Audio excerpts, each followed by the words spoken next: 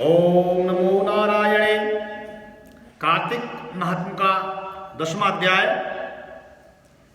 राजा पृथु पूछने लगे कि हे मुने, आपने कार्तिक मास में भगवान विष्णु की पूजा का महात्म मुझे सुनाया।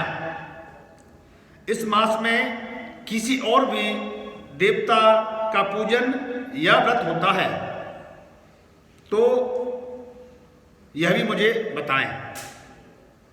नारद जी कहने लगे कि अश्विन शुक्ल पूर्णमासी को ब्रह्मा जी का भी व्रत होता है। कार्तिक कृष्ण चतुर्दशी को गणेश जी का तथा अष्टमी व अमावस को श्री लक्ष्मी जी का व्रत भी होता है। कार्तिक मास में जो कुमारी इस व्रत को करती है उसको सुयोग वर्ग पति की प्राप्ति होती है। जो विवाहित स्त्री इस व्रत को करती है उसका सौभाग्य अटल रहता है। प्रातःकाल स्नान आदि से निवृत्त होकर चंदन आदि से गणेश जी का पूजन करें। सायंकाल फिर गणेश जी का पूजन करके चंद्रोदय होने पर चंद्रमा को अर्घ्य दें और फिर उत्सव मनाकर भोजन करें। स्त्रियों को अपने सौभाग्य के लिए इस व्रत को अवश्य ही करना चाहिए। नारद जी कहने लगे, हे राजा पृथु, इस व्रत का एक सुंदर इतिहास मैं तुम्हें सुनाता हूं, सुनो। भद्रावती नाम का एक पुर था। मैं सुधर्मा नाम का एक राजा था।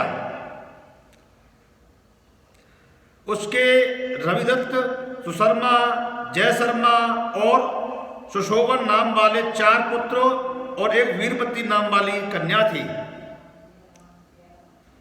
उस कन्या वीरवती का विवाह देवव्रत के साथ हो गया। वे दोनों बड़े ही प्रेम से एक साथ रहने लगे।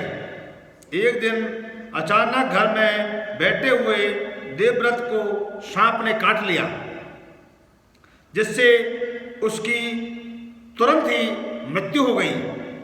वीरवती बहुत जोर से रोने लगी और चिल्लाने लगी।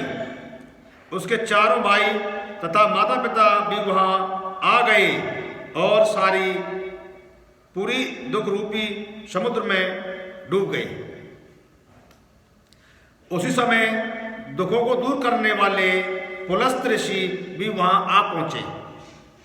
राजा ने हाथ जोड़कर कहा कि प्रभु भगवान, कौन से पाप कर्म से मेरी यह कन्या विधवा हुई है? तब श्री पुलस्त जी ने कहा, राजन, कार्तिक मास में तुम्हारी कन्या ने गणेश चतुर्थी का व्रत नहीं किया था, इसी पाप से ये विधवा हो गई है। फिर पुलस्त जी कहने लगे कि एक समय ब्रह्मा, विष्णु, महेश, इंद्र आदि सब देवता दैत्यों के नाश का उपाय सोचने के लिए एकत्रित हुए। उस समय ब्रह्मा जी ने कहा कि गणेश जी का व्रत सब दैत्यों का विनाश करने वाला है। तब समस्त देवताओं ने कार्तिक कृष्ण चतुर्थी का व्रत किया और दैत्यों पर विजय पाई। विजय प्राप्त होने के बाद सब देवताओं ने गणेश जी से कहा कि वर मांगो। तब गणेश जी ने कहा कि जो स्त्री कार्तिक कृष्ण चतुर्थी को व्रत करे उसका पति चिरंजीवी हो, जो ना करे वह स्त्री विधवा हो जाए। अतः इस व्रत को अवश्य ही सब स्त्रियों को करना चाहिए। पुलस्त जी कहने लगे कि हे राजन, तुम्हारी कन्या से इस व्रत को नहीं किया गया था, इसी कारण वह विधवा हो गई। यदि वह अब भी इस व्रत को करे तो उसका मृतक पति जीवित हो जाएगा।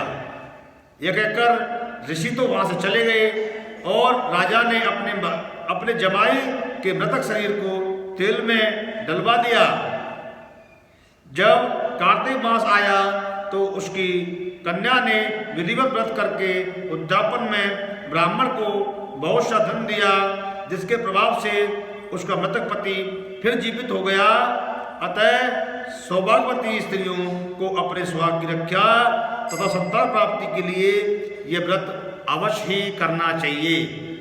बोलिए श्री गजानन भगवान की जय, तुलसी माता की जय, शालिग्राम भगवान की जय।